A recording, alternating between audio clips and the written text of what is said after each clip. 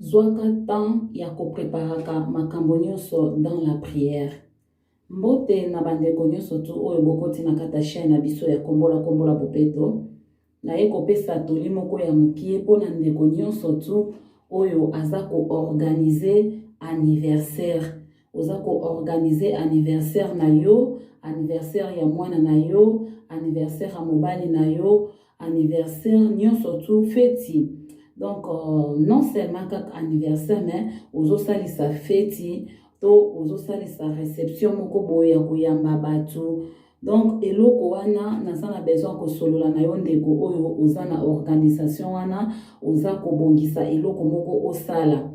Et puis, bientôt, na yebi ke ba feti ebele zoya, ba feti ebele zoya, tozana ba feti ya Noël, feti ya Noël ezoya, feti ya bonne année ezoya, oyo okolinga kosangisa batu, peut-être okobengisa batu baya na ndaku na yo, tangu mususu okobengisa batu baya kofete pa na yo, to yo okoki koluka kokende kofete epai ya moninga, na ye kopesa yo conseil moko, esengeli na yo ya eloka liboso okoki kosala, parce que na yebi ke moment oyo tozalaka na tobongisaka feti, tolingaka tokende feti, c'est vrai que tozalaka pris toujours na nini tokolata, nini bana bakolata,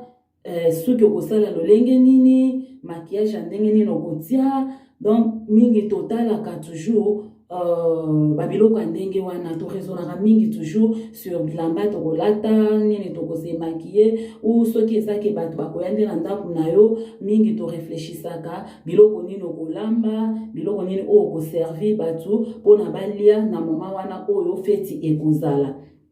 Mende konanga ngana ye koyebisa yo ke tango za kobongisa feti, tango zo bongisa réception ko recevoir batu epai na yo, to tango yo ozolinga ke non okende ko rendre visite epai na baninga pona ko fete, pona cérémonie moko to pona eloko moko boye, na kosenga na yo ndeko na ngai zwaka pe temps ya ko se préparaka aussi dans la prière. Na éviter pourquoi batu mingi ba négligeaka eloko o etali ya prière, batu mingi bazwaka ngo penza à la légère. Au mona occasion nyonso to invitation nyonso akozwa, to oya koluka kosala kobengisa batu baya epai na ye, batu bazalaka trop pris toujours na nini batu bakolia, nini bakosina kopesa bango nini, bakomela nini. Au mona donc ba recherche kendaka toujours na makamso na kolata nini, na kolata bana nini, mobali nanga kolata nini, to mwasi nanga kolata nini. Donc bato ba se préoccupera toujours mix à ce qui est l'extérieur, mais préparation intérieure basala kangote. Or que c'est très important aussi qu'on soit temps et à se préparer dans la prière, parce que toyebite nini mokolo ebombela rabiso. Nous ne savons pas ce que un jour peut affronter. Oyebite nini journée wana ekoki ko botela yo. Mais soko zo ki tam sou temps na on la kat na prière, temps na o ya ko bondela, o mona ke ozana ba facilité bele ozala épargner na danger. Ozana ba o mona ke nzamba ko épargner na mabe moko boye o ekokaki ko komela yo. To tam sou nzamba ko ki pe ko yebisa yo ke non na date yo zo fixé au sala likambo. Et ça vraiment tant moko favorable te nzamba ko pesa tam susu pona osala yango, ou bien tam susu ceux qui peut-être ba inviter qui on est ko inviter nzamba tam susu ko kolobela OK feti oyo ko kendango te to eloko oyo ko kendete ozomona, parce que oyo ebomba makana se moto aye barangoti biso toye barangoti, parce que ozana misu mibale oyebi makambo eza koleka na CCCT na molilité. Donc soki ba informer ote, soki ba ebisi ote okozala ignorant. Ezana bato ebele balia ba poison kana tango bakenda ba feti, na kata ba feti moko bone bakenda kolia ba poison. Ezana bato msusu pe akenda ki feti bien na retour azongi ba pasoli elongi ba temulangi pona nini na feti moko boenda kendaki. Et ana batu susu pe ba kota ba prison ka likola feti akendaki na feti bitumbeke ko bima, donc akeko kota na ba bitumba wana police ye ekotisi na asalita msusu crime moko boto ta msusu ye pe abeti mabeto atemu tupe mulangi azwi problème akotela ngo pe prison. yango nakata makambo wana nyonso eza babilo moko oyo esengeli enseignaka biso ke tolukaka mpe topreparaka makambo aussi spirituellement. Préparaka makambo spirituellement tant tozosala bamakambo préparaka yango aussi dans la prière. Préparaka yango dans la prière pour que nyonso eleka malamu ke okendaki kosepela opase mpe tano ya kosepela malamu ozongi malamu sans ke ozonga na likambo. Po mosusu mona akendaki malamu mais kozonga azongi na problème na kati ya ndako na ye. Likambo wana auti ozwango wapi? Auti kozwango na feti oyo ye akendaki. Eza très important ba mama nanga, eza très important ba papa nanga, eza très important ba ndeko nanga, ba pekisio ko salisa feti te, ba pekisio pe ko kende na feti te. Okoki ko kende na feti, okoki pe ko salisa feti, mais na nyonso osengeli toujours kotika nyonso na maboko na Nzambe. Esengeli ozwa pe temps na ya ko se préparer dans la prière parce que oyebite nini ekoleka esika oyo za ko kende to tangu yoko yamba batu o pe ko se passer oyebite mais soko tiki nyonso na maboko na Nzambe ata likambo ye Nzamba kozwa contrôle ya situation nyonso. Na opesa bino exemple moko eza mukolo moko nga na salisaki feti. Na salisaki feti ezaki anniversaire ya mwana nanga akokisaki inane. Et tango mwana akokisaki inane na sepela kike non na bengisa batu baya pona to sepela na occasion wana ya inane ya mwana ndenge mwana akokisaki inane na prefera kike non na bengisa batu baya to sepela. Sikoyo na sala kiango na bibon lokeza na ngoni ni ya inane na moni na sala nanga na ndaku. Na sala na ndaku na bengisa batu baya na kati ndaku to fete na bango. Eloko oyo mataki nga ya liboso ezalaki na koma eko bondela pona ngo. Na koma eko tika journée wana na maboko na Nzambe, na koma eko prier pona journée wana, na koma eko prier pona journée wana ke Nzambe azwa contrôle, Nzambe azwa contrôle, Nzambe azwa contrôle ya mukolo wana, Nzambe azwa contrôle ya feti wana, ndenge nyonso eko se dérouler, Nzambe azwa contrôle nango, présence en Nzambe ezala penza na kati ya feti wana. Na bande ko tsango na maboko na Nzambe, na bande ko bondela, Nzambe épargné na danger, Nzamba épargné na likamyo seko koluka kosalema na moma wana ya fete ya mwana Nzambe a épargné. Et bandeko nanga na bondela nanga et puis elika. Et comme jour o ezalaki ya feti, mokolango tango ekoka bato pe baye ndeka kezala soko za na fete bikozo yamba bato parce que na bengisa bato ebele. Na bengisa bato ebele magesa nango na ndaku mais en tout cas na bengisa ka penza bato ebele. Et ça là qui non na lambaki pe babiloko ebele na lambaki ka ndenge ezalaka soko za na nini ndeza mono za trop pris na cuisine ko lamba ceci c'est là pour bato baya ko sa nini baya ko sepela na moment oyo ya fete na lambaki. Alors eloko oyo ezalaki pilipili nde ezangaki na bosanaki kosala ngo avant boyebika journée ngo pe ya feti na yeba raté air ndenge kindaka na vitesse moko donc ozala même pas na idée donc okola mukana opetongo so bandaki mais journée ekindaka tellement rapide surtout ka air ofixaki bato baya ekoki pe bato bakomi koya. Alors esalaki ke bato bayaki pe déjà ebele banini men na bosanaki na nga pilipili après sikoyo air moko ka ndenge ezalaka parmi bato bayaki bato ninga po pilipili osalaki tenga bien pilipili eza kutu ya mwana na bosanaki nde konika ezali nango ba moko sikoyo babi non photo sala ngo kasi mbanga vayo banda ko servir bato biloko kolia bakepe bazwi pilipili wana na bimiseli bango pilipili babandi pe kosala ka ndenge ezalaka. Tobandi kosala ngo na cuisine mwana ya inane ona banda kosalela anniversaire na pesa ke na maboko ya papa nae. Na pesa ke na maboko ya papa nae motu amemaki. Et pendant 70 ans twande kosala kuna nzokande papa nae moninge ezalaka ka faut servir bato pe ba jimo ba nini. Donc malgré que nazaki na baleki nanga pe bandeko nanga bazaki na bamana pe kosunga nga pona kosala ka ke mukolango eleka malamu mais nayebi te eloko nini s'est passé ki mobali nanga akiti ye mwana comme déjà mwana déjà abandeli na ye deya kotambola donc atambolaka na ye déjà akitisaki ye ntango akitisaki nayebi te ce qui s'est passé soki ezalaki ndenge nini ye azalaki toujours kobanda koservi bato azopesapesa na ye bato baji bao mpe banaomela azoservi na ye azoservi bato kaka nini akomela et pendant ce temps nga ntango naza concentré na kati ya cuisine kuna mpona makambo ya pilipili mobali nanga azalaki na salon akitaki mwana ye mpe donc ayebi kaka mwana aza na ye wana asokipe kona kopesapesa banini porte sikoyo esalaki ke tofungolaki porte parce que lokwa tokoma osala pilipili mpona koevite ke ntan mosusu edérange bato bika pilipili ndenge ezalaka tofungolaki porte na biso lokwa tozovanda na premier niveau tozovanda na c tofungolaki porte ntango tofungolaki porte nayebi te soki ndenge nini nzoka nde mwana na nga oyo tozali kosalela anniversaire abima na ye abima na kati ya nini abima na ndako akenda ti kokatisa prince parce que kote nazala kovanda tozalaki mpe peme na prince bamituka elekanaka nango mwana akenda ti kuna na prince et pendant ce temps biso wana kaka nga wana kaka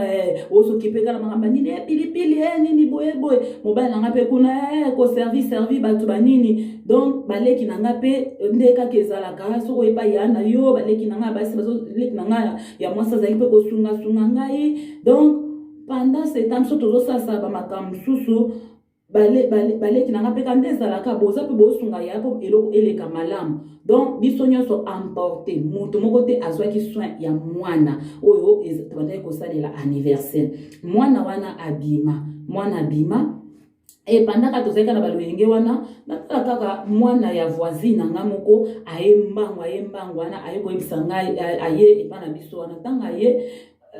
mbala moko sikoyo porte mpe tobeta tokangaki tosisa na biso pe porte pe bakanga na bango moko te okaka na porte babeteli biso porte mwana voisine nanga aye tana ke funga mwana voisine nanga aye nani mwana na yo aza na nene na prince atangi nga komba mwana nanga ke aza na prince na mama na bango bangai batuta donc mwana nanga aza na prince tango na okende mwana nini atandi siko koma mwana o nazaki kosalela anniversaire nazwa mbala moko ngabi c'est pas possible mwana zepa papa na ye ndenge ndo lobaki mwana za libanda aza kuna na kota prince kuna na ndenge nini mwana zepa papa na ye nabenga mamo papa na ye wapi mwana nakitisaki awa azalaki kaka awa nayebisi bino tobima wana mbangu tobima nakenda mbango nakena pote na voisine nanga namoni voisine nanga ayebisi mbango moko namoni mpe bato bazalaki wana polisi mpe yaki sisisela mbango moko sikoyo batuninga ndenge nini mwana ase retrouve mwana kande ezala kolatisa ndenge mpe ya anniversaire ndenge ezalaka donc mwana se retrouve awa ndenge nini nabaki wesa bangoki non mwana toza na anniversaire na ye bato baza kutelele kuna na ndako toza na anniversaire na ye donc eza juste ka mwa imprudence na mandeke kosala pilipili na cuisine tofungolaki mwa porte po moto epe ekota papa na ye moto amemaki mwana me mwa distraction moko esalemi ya moko akitiaki nzoka nde mwana abimaki toremarkaki kutu te ke mwana abimaki bamosuko voisine nanga wana oyo azwaki mwana parceke soki nabimaki noki te mwana nga polise elingaki ekende na ye bamoko voisine na ngai sikoyo ayebisi nga alobi nga nalobi ndenge nini ye ayebisi nga alobi nga mutu na ye awa nayebisi bato ke bakende nayebisi polisi ke bakende na mwana oyo te paske nayebi mwana oyo nga mutu nayebisi polisi ke nayebi mwana oyo nayebi mama na ye yango moni natindaki mwana mbango paske polisi abandaki konuka bato bandeda kotuna za mwana nani bangai bakende na ye paske parent na ye azomonana te parent na ye bayebi te soki eza nani bangai bakende na ye me nga ntango na ye namoni ye nde nayebi ke eza mwana na oyo yango moni nayebisaki polisi ke non bazela bake kobenga yo mama na ye oya Donc heureusement voisine nanga alekanaki pe na minute wana nde amonaki ke eza mwana nanga. Mais soki voisine nanga azalaki te bangi baki na mwana et puis elingaki ezala susu makambo susu. Et puis o wana kutu eza problème te eza pe problème susu tonya to landa tam suma na ko luka mwana za wapi ko landa na maboko ya polisi peut-être pona ko luka ko zwa mwana. Mais eloko ezaki ya danger ya makasi parce que voisine nanga ebisinga lobi mwana na yo akotaki na katikati ya Prince voiture musu ebandaki koya kote kuna mususu ezo ya kote kuna alors tange moni mwana etete ba stop et comment ko klaxonner nde mususu azali kutu na kati ya nini akiti na voiture na ye aye alongoli mwana nde bakomaki koluka mwana za mwana ya nani ndenga na mona kisene wana yango moni na tindi mbamba benga yo me bato mususu deja basi babenga ki police donc yango wana ozomona nde likambo pe yaki tango pe police aye atuni to expliquer police pe aye amoni ke eza nini feti bazosalela mwana pe mwana ngo bazosalela feti nde ye wana akendaki na nene na Prince. Après wana apesi biso ka conseil liboso ndeka bazwaka banene nyonso atali ke tam susu to bata ba problème poso mwa likamba mona kaka o se kaza na mama ko irresponsable bakene na mwana mais tant ba kota ba damu ka moto bana bita ba problème te parce que na ça na tsala ko zakala ba problème na bango te et sali siko ke tango sali ndenge wana apesi biso ka conseil alobi mbala sima soki bozosala neti likambo boye bino mikolo o bozawana il faut boveye likolo bana nyonso tu o bazawana donc faut vraiment boveye makasi likolo ya bana pona ko éviter ba danger apesi biso mwana ke non tozonga na ya apesi ka conseil ke tozala nde na fine balobaka bozala tosi bozala vraiment varo vaina ndo boveye likolo na bana botala ke bana bazala na sécurité police akei na zongi na ebisi bino na kota na ndako nelenga feti sila donc na bandika kopambola nzambe na pambolaki nzambe na ndenge ke likambo ekomelaki danger komelaki mwana te parce que kotaki na Prince wana soki ezalaki nzambe te bakokaki kotampone mwana bakokaki kotuta mwana donc engaki koma makambo susu donc ngomona ke non eloko ezalaki eloko ya esengo engaki baluka na eloko ya mawa ya kolila yango siko nazoyebisa bino bandeko nanga na sens nini ke toyeba toujours kopreparaka nyonso na bapriere pourtant tozo prepara nyonso na bapriere ata likambo ekomi nzambe akoyeba ndenge nini akobatela ndenge nini akoepargne parce que zwa neti likambo oyo ekomaki oyo soki peut-être nazwaki temps nanga te ya koprier pona feti wana soki nazwaki temps nanga te ya koprier ya korekomanda ngo na maboko ya nzambe te peut-être le pire elingaki koma mokolo wana tamsu nanga nazanga mwana nanga na mokolo wana mokolo na organiser feti na bengisi bato poto fete mais mokolo ngo na sali nene na perdre mwana yango na opesa conseil na bandeko nanga ke to préparaka nyonso na ba prière moi je crois que même mwana wana tanga bimaki ndenga kendaki ti na Prince soki nzambe a se souvenaki peut-être na ba prière onga na sala kite soki nzambe batela kite mais mabeli ngake koma mokolo wana mais quelque part nzambe atali ke mwana mwasi oyo malgré ava sala likambo asalaki azoki temps na ye ya koprier apriaki déjà mingi pona mokolo oyo apriaki mingi pona anniversaire oyo alors tikana sa nini na épargner mwana oyo na danger moni tant tobengisaka bato toyebi ba etadama bato te tango tokendaka na bamile oyo tozana bato ebele toyebi te makambo ndenge na ndenge esepasaka bandoka ndenge na ndenge esepasaka parce que mabe kokoma yo peut-être moi distrait mukele na se distraction wana mabe ekoki kokoma yango tozala bato oyo te bakotika ka nyonso na maboko na nzambe pelo mususu na kobenda suma to ikana ba mama to développer pe niveau ya prudence na biso et ça très important tozala rappeler trop prudent tango bimina bana otamboli na bana zala vraiment éveillé kolinga te ozala emporter na bisengo ya place yo kendeli ya feti obosani bana okoti na kati ambiance na kati nini non lukaka moko vraiment ozala rapenza donc zala pena makono nyoso mibaleza ya hotelema koluka te ozala emporter komema mara te tango ebi koza na bana il faut vraiment kotala pelo mususu on a la sécurité, surtout ce net ça va fête ya bana. En tout cas, mon colonion so o za wana na kata fête et ça devoir na yo ya ko sala ke non bana nyonso baza na sécurité ko ba te ke non parce que ça moi na ngate o ko za tamso mo na wana zo bima na ye azo kende otiki na yo pe olobi eloko moko te. Ce n'est pas aussi bon et ça gentillité et ça malamu te. Moi na taza mwana na ote mais tant moni déjà que azo bima a kende place moko o ke azo asa ko s'éloigner na place bino bozali quand même loka obenda mwana wana ozongisa eto oyebisi mama na yeke tala mwana azokende donc eza sécurité faut batunyo so basala pona ke batunyo so tout ko passer temps moko ya malamu olea ke omona mwana tam susu azokende musika to mwana azosala eloko moko bo eza nango malamu te otiki poza mwana na yote poza mwana na yote on s'en foutre nango ce n'est pas bien donc ba mama na ngi kaka na beta sete tozala vraiment éveillé ba mama tozala éveillé tant toke na ba fête éveillé na bana na yo tala vraiment que bana na yo penza bazala bien donc landela ba mouvement pour na ko éviter le pire et puis ko préparer ka nyonso dans la prière loko le qui prière exacte parce que toza batu et ko arriver moi distraction ko kota moi nini mais tango déjà nyonso tika ki na maboko na nzambe ke nzambe soit contrôle nzambe na soit contrôle parce que bible so sabiso soki nzamba batelite moto ya kobatela na pamba. Babi, si l'Éternel ne bâtit pas une maison, celui qui la bâtira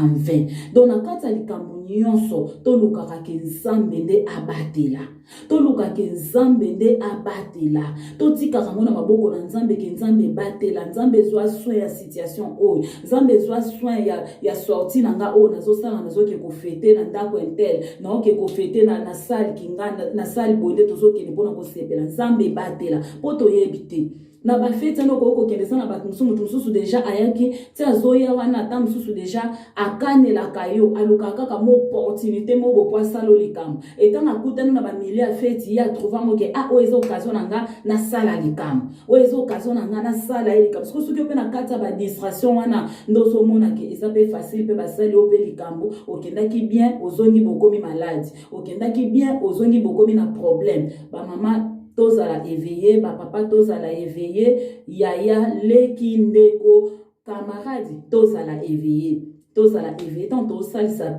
ba fête na biso totika nyonso na maboko na nzambe. Totika nyonso na maboko na nzambe. Nzambe azwa contrôle na yango. Yango ndeza mwa lisolo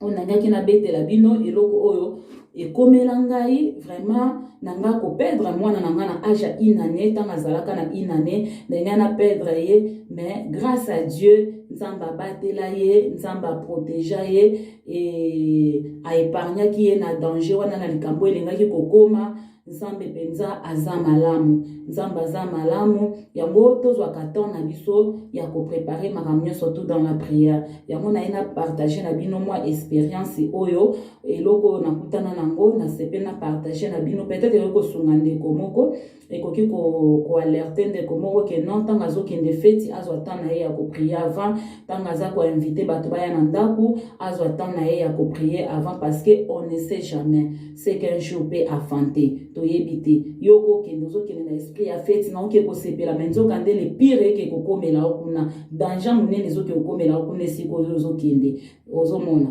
to nazo yamba